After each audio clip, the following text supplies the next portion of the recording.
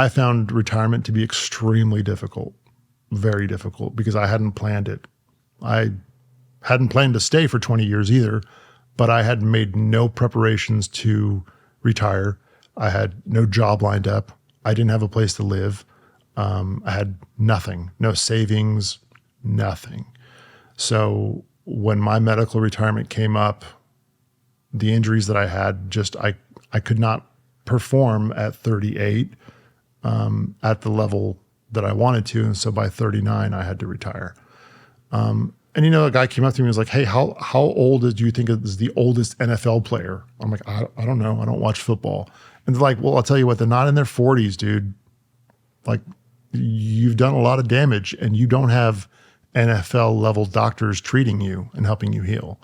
So you kind of need little like messages like that to make it okay to let go, like to know that the team is going to be taken care of, that you can let go, that someone else is going to carry the torch. But as far as the trauma goes, I don't know. With a lot of help.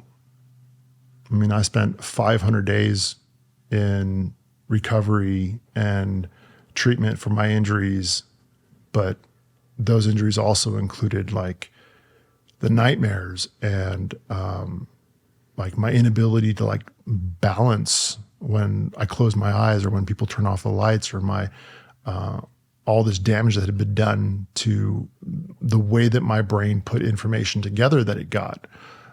So I spent a lot of time rewiring the way my brain, because we actually rewired it.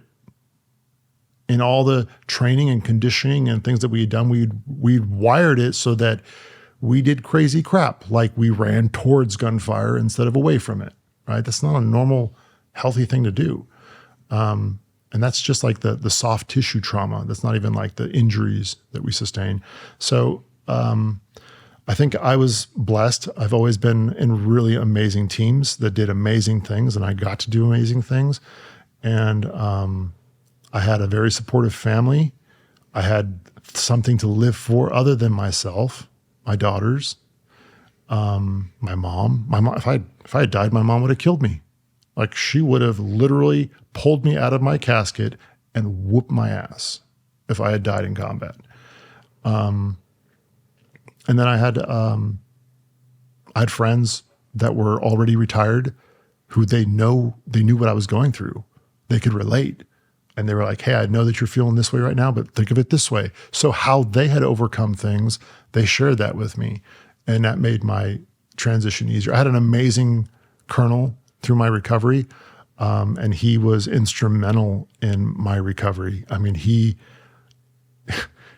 basically let me do whatever I needed to do to heal. Oh, you need to go to third group and teach a low visibility shooting course to feel better? Go do that. You need to, like, anything that made me feel like I was still participating and contributing. Third group was amazing about letting me come back and helping with that stuff, because I needed purpose. Like, I was literally drowning in absence of purpose.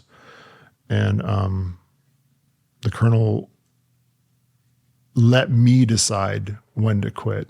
So when I took my performance test to get back to my unit, I passed, but my scores weren't great. And so I went up to the colonel. He was a former 7th Group surgeon. And so he had been dealing with guys like me his entire career. He wasn't a special forces guy, but he had been the 7th Group surgeon forever. And he was now like one of the colonels at a major hospital on Fort Bragg, Womack. And he said to me, he said, so you passed your tests? And I said, yeah. And he said, awesome. So you're ready to go back to a team? And I said, yes, sir. And he said, how'd you do? And I said, I passed. He's like, compared to before? And I said, it wasn't as good. And he said, okay, are you ready to be the weakest link on your team? And with that question, like, nightmares, right? He did the only thing he could have done to get me to quit, was he made it about my team. And he knew that. I mean, he's a smart dude. He knew what he was dealing with. So he totally walked me into that trap. But I slept on that decision for a while. And then I came back and I said, no, I'm not. And I put it in my retirement packet that day. After like months of busting my butt to get back on a team, like suffering needlessly for months to get back to a team. I mean, he could have asked me that before, and then I would have just been like, yeah, I'm just going to sit on this couch and get fat and eat Oreos and Twinkies. But no, he waited for me to fight tooth and nail to get back before he did that. Do you think that's pretty common? That's the single biggest thing most people struggle with is the lack of purpose? I think that's one of them. I think the other thing is that people tell them to find something to replace what you were doing. I would love for you to show me a job where I can jump out of an aircraft at 30,000 feet in oxygen masks and glide across an international border into another country and land a small team of people in a swimming pool size area and then shoot at bad guys and perform surgery. Where? What are you going to do? So it's completely erroneous to tell people to replace this.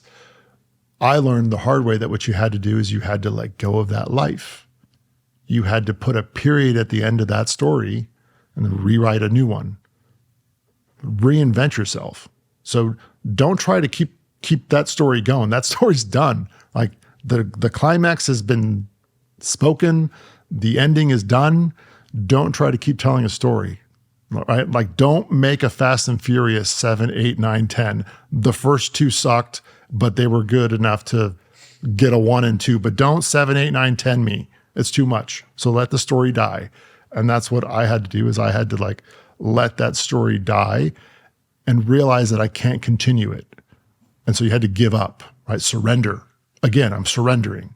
First, I had to surrender my life and my faith, right? So I'm constantly surrendering, which is what soldiers don't do. So this is why it's really hard, right? Becoming a Christian was hard. I was a soldier. What did I have to do? I had to surrender. So I'm finding myself in these places where I've got to like let go of the imaginary control that I have. And that was another spot I had to do it. And once I realized that I had to let that go and start from a new beginning, it made the transition a lot easier.